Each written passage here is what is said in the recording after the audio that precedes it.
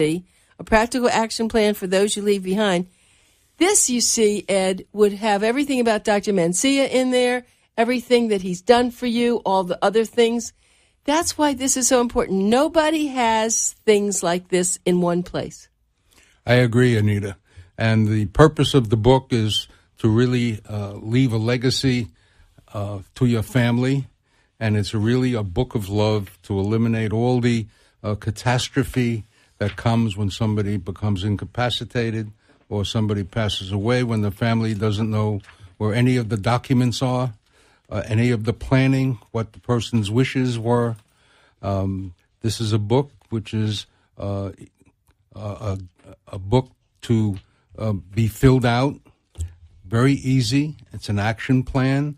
It guides you and educates you and informs you as to what you have to do for the family that you leave behind. Well, but even before that, I want to go back to that. Let's not leave them behind yet. Oh, okay. Let's talk about things that you ask for in here. The CPA, you may be living, you may be fine, but your kids don't know where the money is, and maybe you're forgetful. You're sitting with a pile of paperwork. They don't know what's going on, and you're still living. That's what this book is so important, and they should be able to sit down with you and do this together. Well, when we started to write the book with my co-author, Sharon Nick, we decided to interview, we had about 20 focus groups, excuse me, which went from Miami Beach to Palm Beach. And there were about 6 to 8 people each group. And we actually wanted to know, what do people know about themselves? What do they want to know? What do they need to know? And, of course, what they don't know. And from that complication of information, we then went to professionals. We went to CPAs. We went to estate planning attorneys, financial attorneys. We went to funeral homes. We went to independent living and assisted living facilities. And we wanted to know what kind of a book would be a benefit to their clientele. And from that information, which answered the information and the questions we received from our focus groups, we went from what we thought would be a 22-page list of enter your insurance information, your banking and financial information, to a 268-page hardcover lay-flat book. And it's beautiful. I've always, when I first met you and we featured this as a book of the month, we really were very, very impressed with this. And I can see why you're getting this into people's hands, the lawyers, the CPAs, the financial guys, is really so valuable. But I want to keep going back to this other situation. Here, you know that I'm pretty active. I think I know what I'm doing. I'm a businesswoman. And yet, in my file drawers, and I've had this book, and I haven't taken the time to transfer what I have in the file drawers here. Because if something happens to me, or if Bill and I are in a plane, God forbid, something happens, they'd have to go through all the drawers, look at the files, and figure it out. In your marvelous book here, it shows the financial information, the bank accounts. It shows, your insurance policies. It shows so many things that I have forgotten already anyway. If you ask me, well, what insurance do you carry on this or that? I said, I don't know, it's this. I'd have to go into my files. And this is such a marvelous thing. So how do you get me to sit down and take the time to do this? well, that You're going to come to my house? And I've been asked that. My initial target market was to sell to professionals, which would use the book as a thank you for their current clients and to be used as an incentive to get new clients, whether they have seminars or workshops. And that we've been very, very successful. We are now swinging into the consumer mode. And we have been giving discussion talks, lectures, seminars, whatever you'd like to call it, at both country clubs, JCCs, churches, independent living facilities. We've probably given, by word of mouth, about 7 or 8 of them in the last month or two, because when we give one at one facility, there's always somebody in the audience from another facility who asks us if we would talk to their group. And what's happened is that people have now called me with the results of reading the book. One woman called and simply said we had made plans to go on vacation. And I gave them my passport information. But when you gave me the book, and I read in the book that your passport has to be enforceable 6 months from your travel date. And no one knows that. That's amazing that you would bring that up. And my passport expired 2 months ago, she tells me. So she thanked me. One other interesting point, several others actually. We point out in the book that every 2 years you must get a copy of your beneficiary report from your IRA, your stock brokerage firm. You must get it. And the reason you must get it is in today's world, number one, they're changing from paper to digital. Number two, companies are being bought out in the insurance and the CPA world. So we gave a talk to a group. A woman called me on the phone, said, Ed, I have to tell you what happened. I said, what happened? She said, I called up my insurance company because my life insurance policy is owned by my estate. And I read your book and realized I have to change many things that I didn't look at in the last 10 years. So I made that change. I called the insurance company and wanted to know what pages would they need me to send them the new plan. They said they'd get back to me, and 2-3 days later, they called me back and said, I'm sorry to say, we don't have a copy of your first plan. And therein lies the purpose of the book. The book is educational, it's informative, and it's a guide to make life easy for the living, as well as for those that become incapacitated and pass away. I'm so glad you brought that up, Ed. That's exactly what I was going to say to you, that even just reading it, you say, I don't have that. Oh, what about this? Oh, I didn't change this. Oh, the safety deposit box, I don't even know where it is now. The bank changed, and your kids come down. That's exactly what this is. And when I asked you, how do I take the time to fill it out? But I've taken the time, and I think you were the cause of this in a way, that I have a lot of different bank accounts because we have some different businesses. And I have them I wasn't even having them in files so much as I have certain things in my drawer where I keep certain things. And now I have files. I did make files on my this bank account, that bank account, where it is, because even Bill, where I do all this, he'll say, well, how much is here? What's there? I just go right in my file now, and I can pull it out. But after reading your book, I realized a lot of things that I needed to do, which I haven't done now. We used Joe Karp, who's the elder law attorney that we've been with for many years, and he asked me some questions, and so we just went back and we had a review. And it's interesting because I showed him your book. Now he puts out something when you first go to him, and it's I would say 1/10 of what you have here. It's a good shot at something. So a lot of lawyers don't even do that. But there's no comparison in this. I mean, this is really a history of everything. Well, an interesting story came from an accounting firm which we sold books to. And by the way, we private labeled these books for the professionals. We put their name on it so that when they give it away, Lovely. It's a book from them. But again, a story, an accountant called me and said, I wish I had your book years and years ago. I asked why. He said, we act as the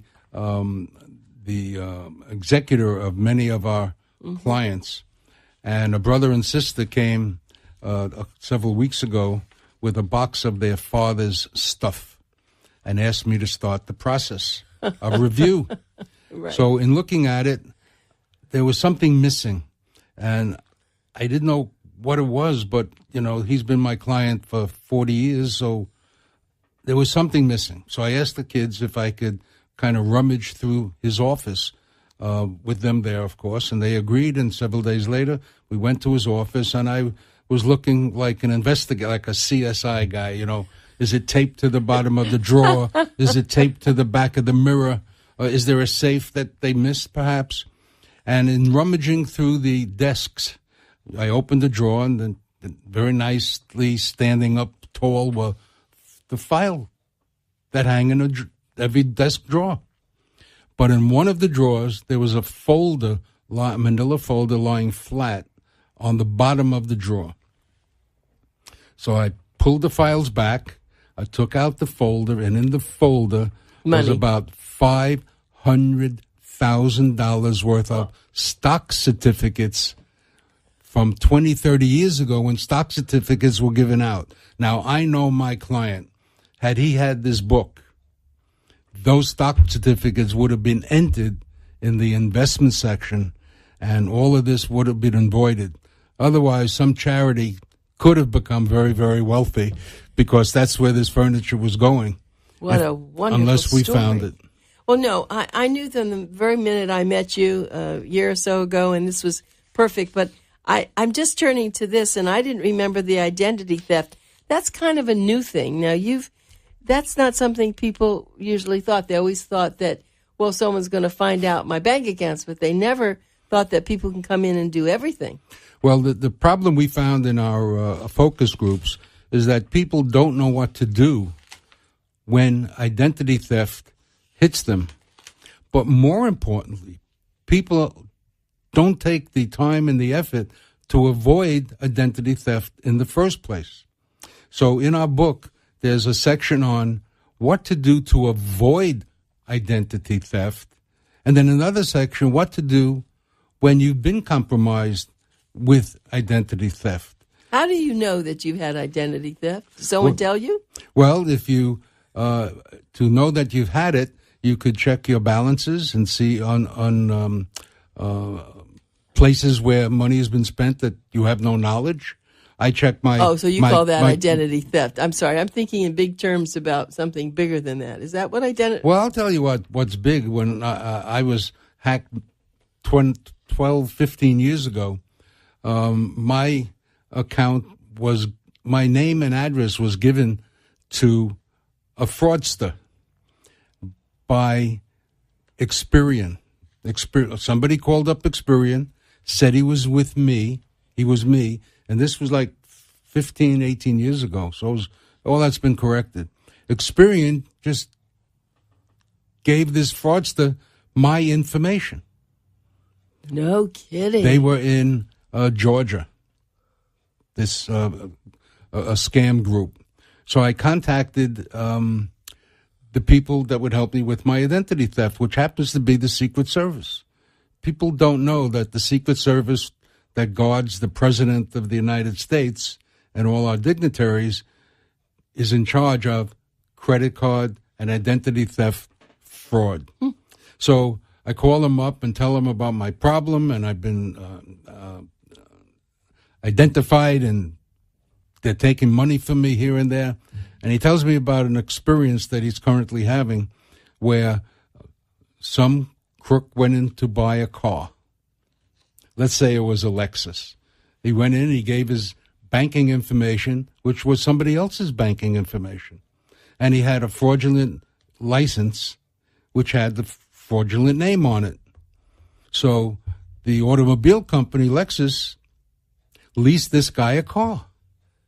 And, you know, sign and drive, you sign the lease, and away you drive.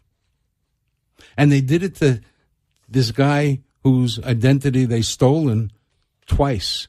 So he had like $120,000 worth of cars that he didn't have anything to do with, and the onus was on him to prove that he didn't buy the cars. This is and amazing. Then the inspector, the Secret Service guy, said, and you want me to worry about your little $50, $100 scam that's going on? So identity theft is rampant in this country. You know, it's interesting that you just now helped me with something you always do every time I see you.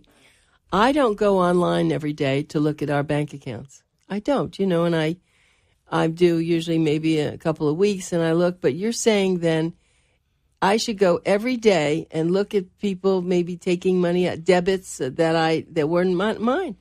Well, there are companies... Do you do that every day? No, but there are companies that you can subscribe to.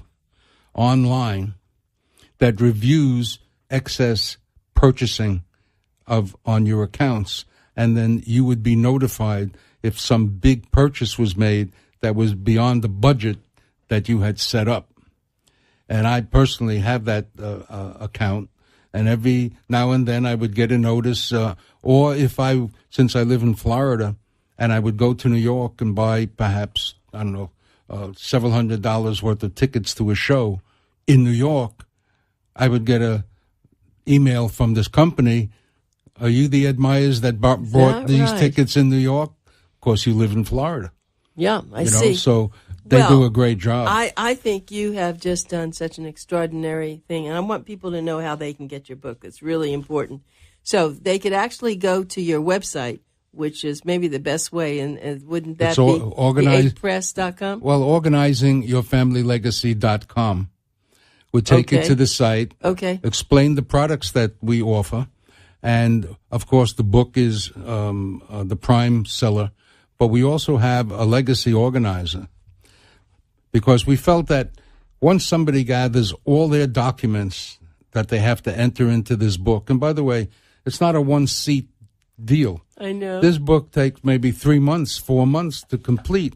But once they get all their documents on the table, I didn't want them to put it back where they got it from, which would be in multiple spots throughout the apartment or the home. So by using this legacy organizer, which is a 20-slot a carrying case. I know. I have that. I mean, you were very kind, and that's amazing. I forgot that.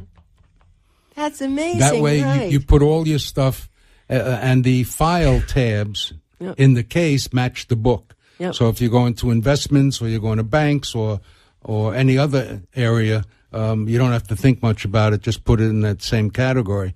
And we also produce, I always thought it was for the younger set, a digital flash drive of the book, which is in a writable PDF. And what you do is just put this flash drive into your computer. Up pops the book. You complete the book as much as you want, or as little as you want. Save it. And when you withdraw the file from the computer, there's nothing that stays in the computer to be hacked.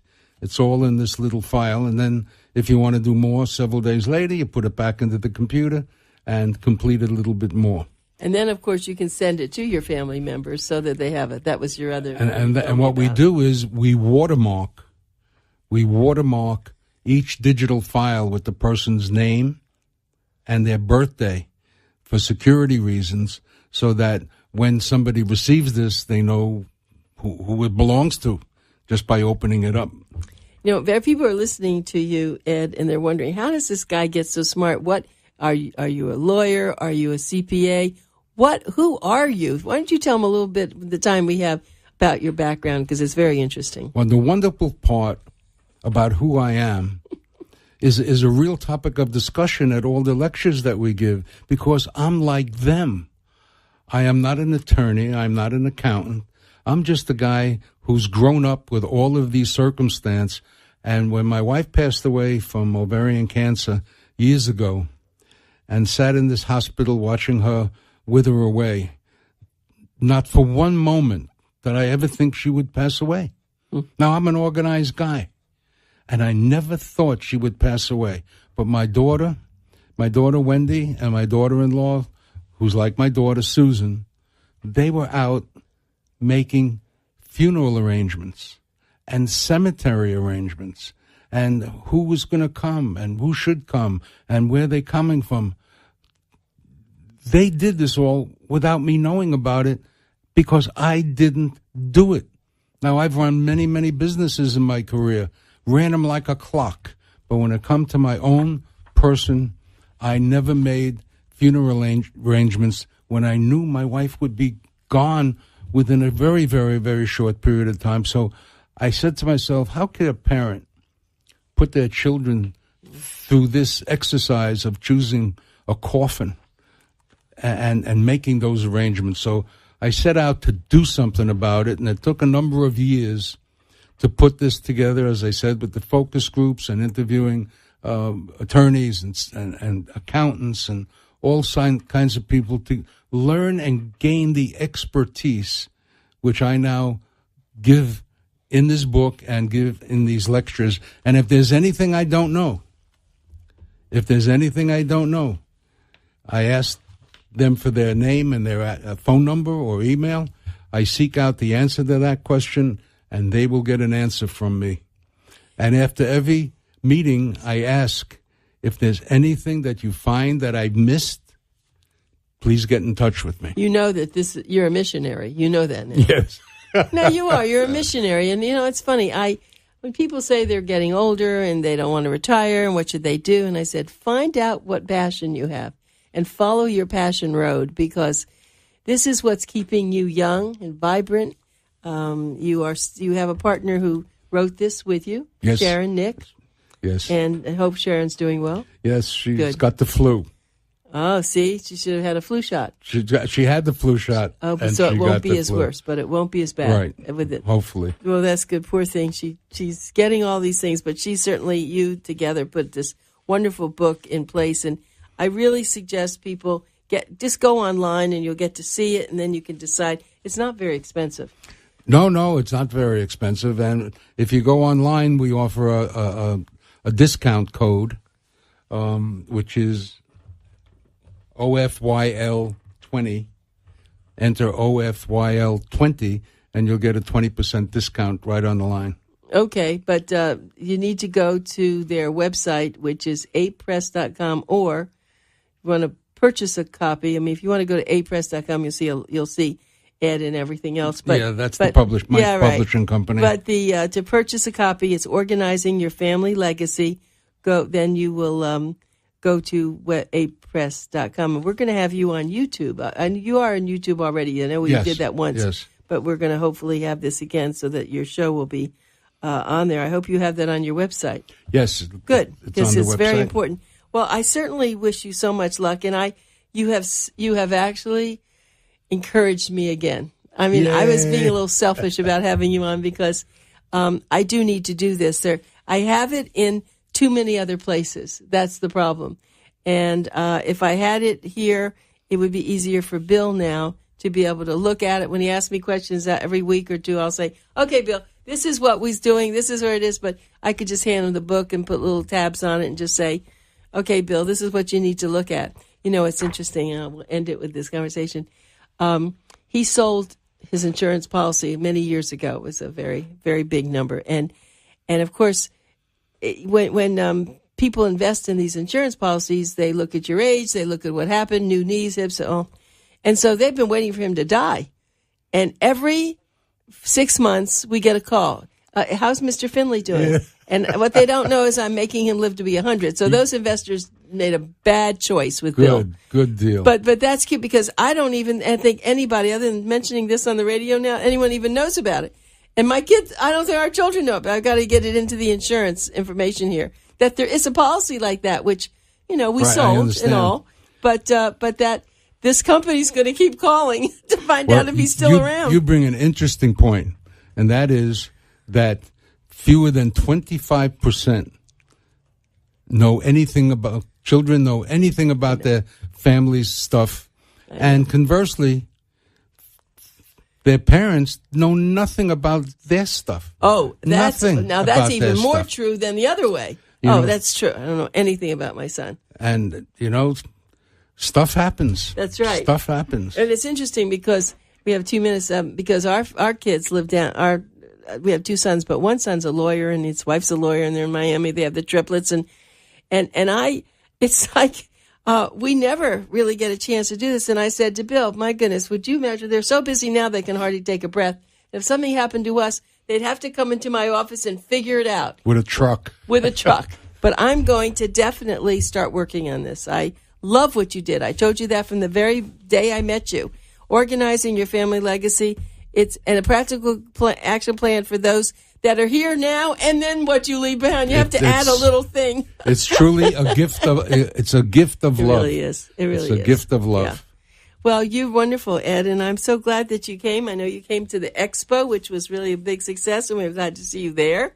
And we certainly will keep trying to give this to people, for them to go and do this so they'll be a better person. Anyway, thanks for coming. My pleasure, as usual, Anita. Okay, well, thank you, everyone, for listening. Remember to listen every Saturday from 5 to 8 a.m. And on Sundays, we have it on WNN, which is 1470 a.m. on your dial, and that's 7 to 7:30 in the morning, and then